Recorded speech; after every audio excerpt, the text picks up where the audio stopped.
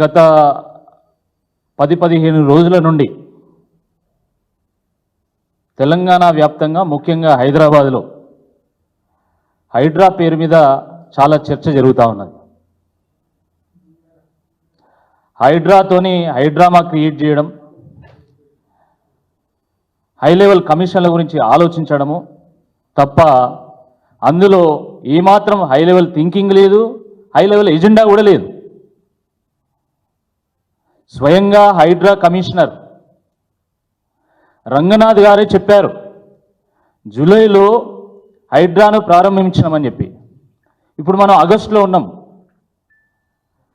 అంటే వారు నెల రోజులలోనే మొత్తం తెలంగాణ వ్యాప్తంగా ఉన్నటువంటి 45,000 చెరువులను, కుంటలను వాళ్ళు సర్వేలు చేసిళ్ళు, మ్యాపులు తయారు చేసిళ్ళు. వాటి ఆధారంగా ఎవరు ఆక్రమించిళ్ళు, ఎవరు నాలాలను ఆక్రమించిళ్ళు, ఎవరు చెరువులను కుంటలను ఆక్రమించిల్లో తేల్చిళ్ళు, ఎవరు ప్రభుత్వ భూములను కబ్జా చేసిల్లో తేల్చిళ్ళు. వాళ్ళ కూల్చుడు మొదలుపెట్టింది. ఇది సాధ్యమేనా అని అడుగుతున్నా. నెల రోజుల సమయంలో తెలంగాణ వ్యాప్తంగా ఉన్నటువంటి అన్ని ప్రభుత్వ భూములను, చెరువులను, కుంటలను సర్వే చేసి ఎవరు ఆక్రమణ చేసిళ్ళు, ఎవరు కబ్జా చేసిల్లో తేల్చి వాటిని కూల్చడం సాధ్యమా అని అడుగుతా ఉన్నా. అరే కనీసము దాని మీద అధ్యయనం లేదు, ఒక శాస్త్రీయమైనటువంటి ఆలోచన లేదు, ఒక చర్చ లేదు, శాసనసభలో చర్చ లేదు, క్యాబినెట్ మీటింగ్లో చర్చ లేదు, ఎక్స్పర్ట్స్ని సంప్రదించింది లేదు, అపోజిషన్ పొలిటికల్ పార్టీస్ని సంప్రదించింది లేదు, వాళ్ళతో చర్చించింది లేదు. కేవలం రాత్రి ఈయన కలబడ్డదట. ఇక ఈయన వచ్చి మొత్తం ఈయన బిల్డింగ్లను కూలుస్తారట. ఏం తమాషా ఇదేమన్నా? ఒక ఐఏఎస్ అధికారి అనుమతిస్తాడు, ఇంకో ఐపీఎస్ అధికారి వచ్చి కూలుస్తాడు. ఇదేం దుర్మార్గం అని అడుగుతున్నా.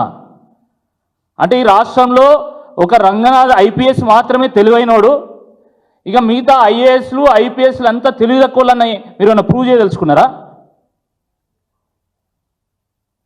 1950లో తెలంగాణకు స్వతంత్రం వచ్చింది నిజాం నుండి. దాని తర్వాత ఈ 75 ఏళ్లలో 10 ఏళ్ళు మాత్రమే బీఆర్ఎస్ పరిపాలన చేసింది, 17 ఏళ్ళు తెలుగుదేశం పరిపాలన చేసింది. సుమారుగా 50 సంవత్సరాలు, అర్ధ శతాబ్దము కాంగ్రెస్ పార్టీ పరిపాలన చేసింది. మరి మీ కాంగ్రెస్ పార్టీలో అనుమతులు ఇవ్వలేదా? కన్వెన్షన్ ఎవరున్నప్పుడు కట్టిళ్ళు? ఎవరు పర్మిషన్ ఇచ్చిన దానికి?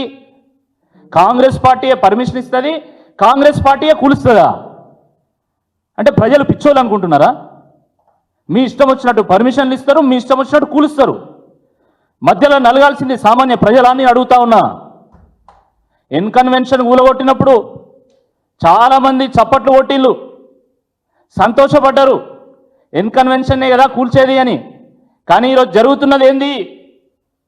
ఈరోజు హైదరాబాద్లో ఉన్నటువంటి అనేక స్లమ్స్లో ఉన్నటువంటి చిన్న చిన్న నిర్మాణాలకు ఈరోజు నోటీసులు ఇస్తూ ఉన్నారు. అస్మత్పేటలో ఈరోజు 125 మందికి నోటీసులు ఇచ్చిళ్ళు, అలువాల్లో 125 మందికి నోటీసులు ఇచ్చిళ్ళు, సరూర్ నగర్లో ఇచ్చిళ్ళు, సఫీల్గూడలో ఇచ్చిళ్ళు, బోయినపల్లిలో ఇచ్చిళ్ళు, రాజీవ్ గాంధీ నగర్లో ఇచ్చిళ్ళు, ఈరోజు కాజాగూడలో ఇచ్చిళ్ళు. ఇంకా రేపు మాపు ఎవరికి ఇస్తారో కూడా తెలియనటువంటి ఒక పరిస్థితి ఈరోజు హైదరాబాద్లో నిర్మాణమైంది. ఎక్కడో ఎవరో ఫామ్ హౌస్ కట్టుకుంటే, ఎవరో బడాబాబు యొక్క ఫామ్ హౌస్ మీరు కూలగొడితే కూలగొట్టండి, అక్రమ నిర్మాణాలను కూల్చాల్సిందే. ఇది బీఆర్ఎస్ పార్టీ వైఖరి. నేను స్పష్టంగా చెప్తున్నా, అక్రమ నిర్మాణాలను కూల్చాల్సిందే.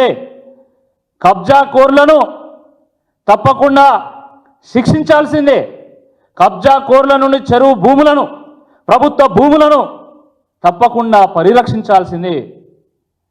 మీరు నిజంగా ప్రభుత్వ భూములను, చెరువు భూములను, కుంటలలో ఉన్నటువంటి ప్రభుత్వ భూములను కాపాడాలనుకుంటే మేమే మొట్టమొదటి స్వాగతిస్తాం, పూలమాలలు వేస్తాం, పూలాభిషేకం చేస్తాం, మిమ్మల్ని సన్మానం చేస్తాం. కానీ ప్రభుత్వమే అనుమతించి, ప్రభుత్వము మున్సిపల్ ట్యాక్స్ కట్టించుకొని, రిజిస్ట్రేషన్ ట్యాక్స్ కట్టించుకొని, ఎలక్ట్రిసిటీ బిల్లు కట్టించుకొని, వాటర్ ట్యాక్స్ కట్టించుకొని, మున్సిపల్ ట్యాక్సులు కట్టించుకొని ఈరోజు ఆ ప్రభుత్వం వచ్చి ఈరోజు మరి వాటిని కూలుస్తామంటే తప్పకుండా బీఆర్ఎస్ పార్టీ అడ్డుకొని తీరుతుందని చెప్పి ఈ సందర్భంగా గుర్తు చేస్తా ఉన్నాం.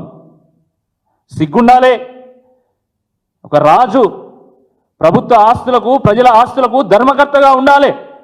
కానీ రాజే రాక్షసుడై ఈరోజు కాలయముడై ఈరోజు ప్రజల పక్షాన ప్రజల మీద పడతా ఉంటే ఈరోజు ప్రజలు భయాందోళనలో ఉన్నారు. ఎప్పుడు ఏ రాత్రి వచ్చి ఏ బుల్డోజర్ వచ్చి మా ఇల్లు కూలగొడుతుంది అనేటువంటి భయంలో ఈరోజు స్లమ్స్లో ఉన్నటువంటి లక్షలాది మంది పేద ప్రజలు ఈరోజు బిక్కుబిక్కుమని బతుకు వెల్లదీస్తూ ఉన్నారు. ఇది వాస్తవం కాదని నేను అడుగుతా ఉన్నా. ఈ ముఖ్యమంత్రి ఈయన ముఖ్యమంత్రి అయిన రోజు నుండి తెలంగాణ పరుపతిని, తెలంగాణ పతారను, తెలంగాణ పరువును ప్రపంచ మార్కెట్లో ఆటబొమ్మ లెక్క పెట్టి వాటిని అమ్మేటువంటి ఒక ప్రయత్నం చేస్తూ ఉన్నాడు. తెలంగాణ వచ్చినటువంటి తెలంగాణ ముఖ్యమంత్రిగా ప్రమాణ స్వీకారం చేసిన తొలినాళ్లలో ఆయన తెలంగాణ మొత్తం అప్పులకు ఉప్పైపోయింది. తెలంగాణలో కనీసం జీతాలు ఇచ్చేటువంటి పరిస్థితి లేదు, తెలంగాణ అసలు నడిచే పరిస్థితి లేదని చెప్పేసి మాట్లాడడం మొదలుపెట్టిండు. తర్వాత అసెంబ్లీలో అయితే ఏకంగా శ్వేతపత్రాలు విడుదల చేసిండు, ప్రపంచవ్యాప్తంగా చర్చ జరిగేటి చేసిండు. దాని తర్వాత ప్రపంచ బ్యాంకు దగ్గరికి పోయి మాకు వడ్డీ కట్టేటువంటి స్తోమత కూడా లేదు, వడ్డీ లేని రుణాలు కావాలని చెప్పి తెలంగాణ బ్రాండ్ ఇమేజ్ని ఈరోజు ప్రపంచ మార్కెట్లో ఈరోజు దెబ్బతీసిండు. దాని తర్వాత ఈరోజు ఏం చెప్తున్నారు రేవంత్ రెడ్డి గారు? ఈరోజు మా హైదరాబాద్ నిండా అక్రమ నిర్మాణాలే ఉన్నాయి, ఎక్కడ భూమి ఉన్నా అది ఈరోజు సక్రమంగా ఉండదు, అన్నీ అక్రమ నిర్మాణాలే, హైదరాబాద్ నిండా అక్రమ నిర్మాణాలే, మీ ఏ క్షణమైనా ఏ రాత్రి అయినా వచ్చి కూలుస్తామని చెప్పి ఒక సందేశం ఇస్తా ఉన్నాడు. ఇది బ్రాండ్ హైదరాబాద్ ఇమేజ్ని దెబ్బతీస్తుందా తీదా? ఒక్కసారి హైదరాబాద్ ప్రజానీకం, తెలంగాణ ప్రజానీకం ఆలోచించాల్సిందే ఈ సందర్భంగా నేను కోరుతా ఉన్నాను.